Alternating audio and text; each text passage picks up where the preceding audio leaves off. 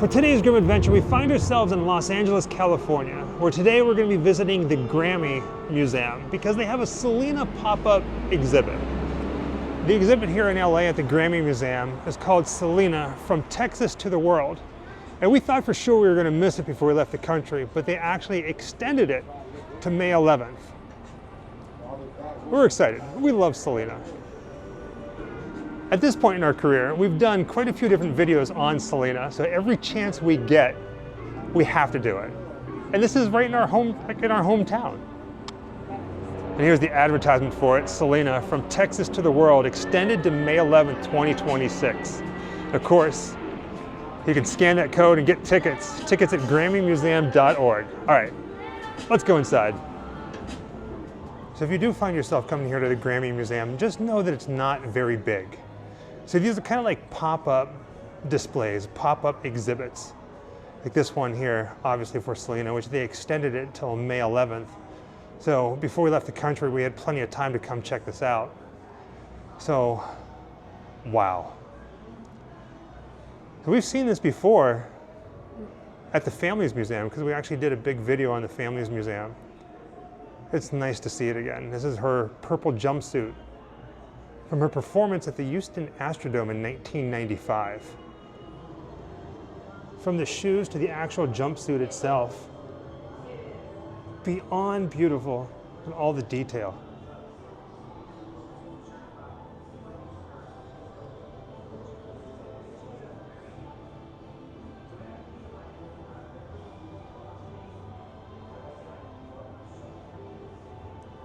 Right? Such an iconic thing. Again, the Grammy Museum really isn't that big. This is basically just a small taste of what's out there for Selena memorabilia. And that link that I was telling you about earlier when we went to the Families Museum is in the description of this video, so feel free to watch that after it. But this is amazing. Talk about beautiful, right? So there she is right there. If I turn the camera over this way, you can see her over there. Very nice indeed. And check this out, right here, front and center, is the outfit she wore in the Amor Prohibido album cover. Man, that's cool. That's wow. They even have her earrings right there. Selena's gold hoop earrings, 1994. Also need to point this out. The plaque behind the outfit that we're just pointing out says, plaque awarded to Selena commemorating 4 times diamond and 41 times platinum sales of Amor Prohibido.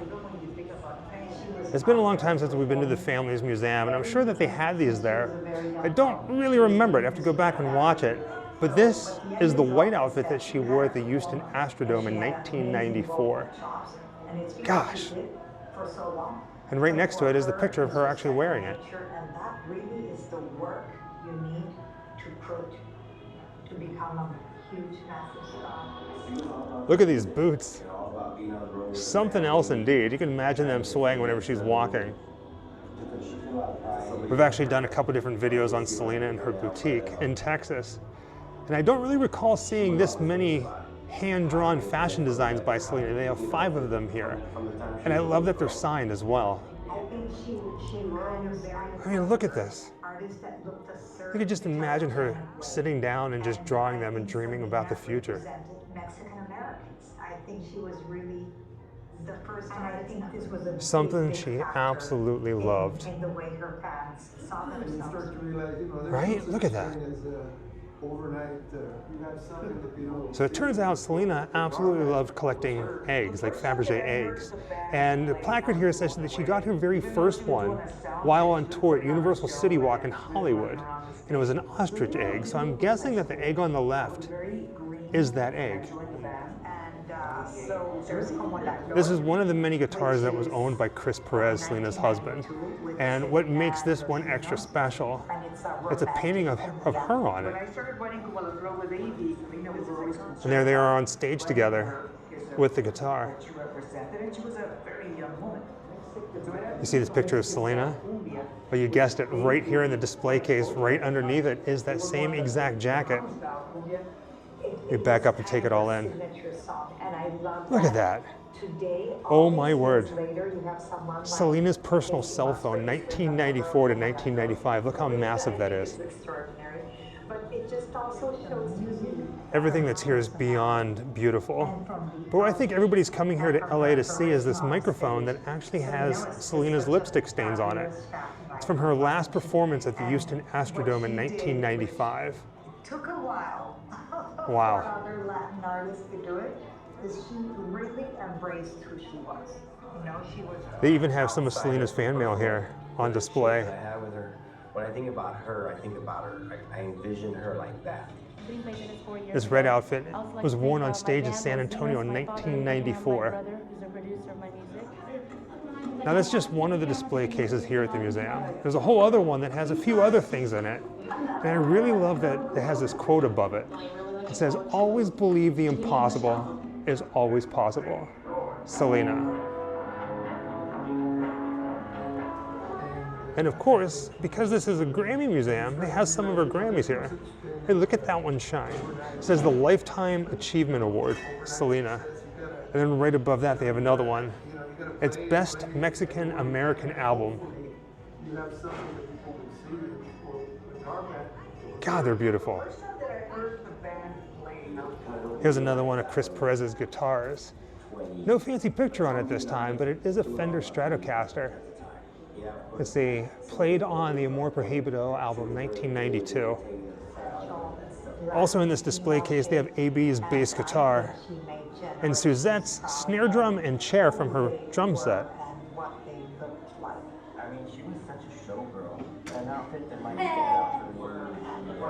The entire time that we've been here, it's just been like a constant stream of people walking through here just to see this stuff. And it's phenomenal. And then if you come here to visit, you can actually leave like a note on the wall. It says, "The goal isn't to live forever, but to create something that will, Selena." So you can actually come here and they ask you to leave a note of how Selena impacted your life in some way, shape, or form. When it comes to Selena, that's pretty much it here at the Grammy Museum. It's just a small little pop-up exhibit. And you know what? It's beautiful. Now I think it's time to just kind of walk around and take in some of the other things that they have here, because this is our very first time here.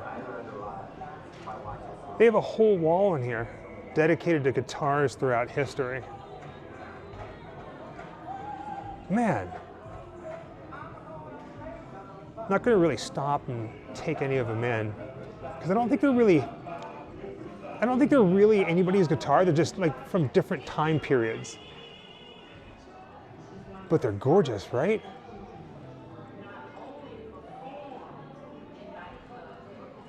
Oh my.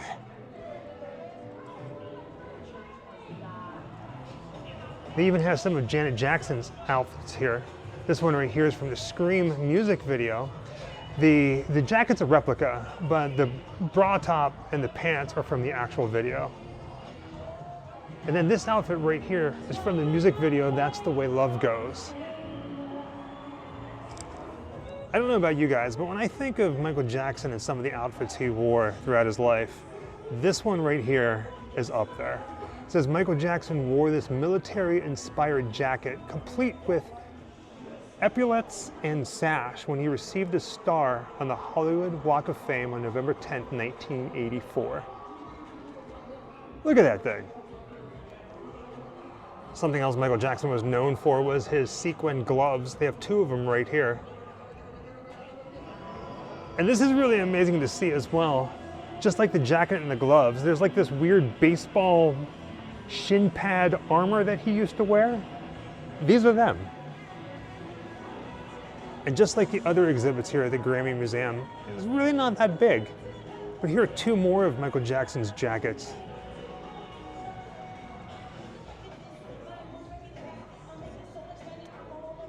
It's so wild to see this stuff. And of course, Michael Jackson's Thriller, right? They have a display here where you can actually put on headphones and listen to the music, like a little documentary. I just saw Rick Baker on there. There's John Landis on screen.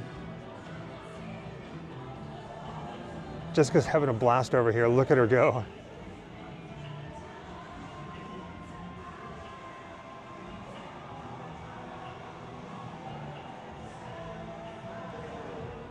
They even have one of Elvis Presley's shirts here.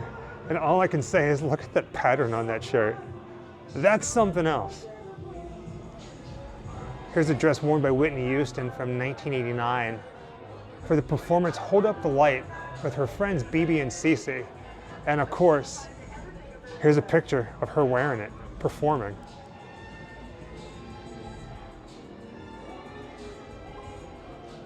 This is really cool. Basically, it's a lighted column of old microphones. This place isn't that big. We knew that coming in here, but we wanted to come down and see what they had from Selena, for Selena, as well as Michael Jackson and Janet Jackson and some of the other stuff that they have here. And you know what? It's a nice little afternoon. This has been fun. Half the fun is walking through this museum and seeing what stars and celebrities have worn, whether it's at a performance or during a music video. And these first four are actually worn by Sabrina Carpenter. This one right here, right in the center of your screen, this was the Man-Child music video dress. Keep going down the line, we've got Billie Eilish's outfit, Taylor Swift's gown, Chappell Rowan and Clown Dancer's performance outfits. A little bit of everything. I don't know who Carol G is. And then Luther Vandross. I feel a little silly. Is it Vandross or Vandross? I heard it a couple different ways, but for some reason, I've always known his name as Vandross. And Jessica's a big fan of Grace Jones. She saw this picture and she ran over here immediately. Said that picture was taken in 1983, a year after you were born. Now, if I can be completely honest, when I go to museums like this, I like to see artifacts, different things from bands, whether it's a guitar or an outfit or something. I hate walking into a museum and all it is just pictures on the wall. And sadly, there's a lot of that here. It's not a bad thing. It's just, I want to see like the good stuff, right? With that being said, this hall was filled with different pictures throughout the years of music history. Red Hot Chili Peppers, Nirvana, Soundgarden, and there's something for everyone here. Got Trent Reznor from 9 Inch Nails. So July 26, 1991 at Lollapalooza. Believe it or not, the first time I saw him, 9 Inch Nails, was November 24th, 1994, Pittsburgh, Pennsylvania. Marilyn Manson and Jim Rose Circus Sideshow opened up for them. Here's the Red Hot Chili Peppers. There's PJ Harvey. This photo was taken in Mountain View, California at the Shoreline Amphitheater. Side by side we have Courtney Love and Anthony Kiedis. I'm gonna take a picture of it. And of course you have to have David Bowie here. And of course, a museum filled with images of music history would not be that without the Grateful Dead. Whether you like them or not, they have a story. One heck of a story as well. Man. I'd say mind-blowing, but I guess I should say trippy, right? When it comes to the Grateful Dead, check out this picture right here. It's not of the band, but it's something very, very cool. And I'm guessing it was taken outside the venue of one of their shows because you can see the marquee there. And then there's the skeletons, right? You see what it says? They're not the best at what they do. They're the only ones that do what they do. That's awesome. You know, for not being a big museum, you can spend an entire day just walking around, just seeing everything. If you are here, if you ever come down to LA, come check out the Grammy Museum. It's worth it. Especially if you can get your picture taken next to Tom Waits. There are 5 floors here at the Grammy Museum, and I feel like they could really pack this place filled with different memorabilia and it would be absolutely amazing. But for what it is, it's a nice afternoon. And of course, we have to end it next to the Talking Heads. We're big Talking Heads fans here. With that being said, Thank you for joining us on another grim adventure. Until next time, happy Halloween.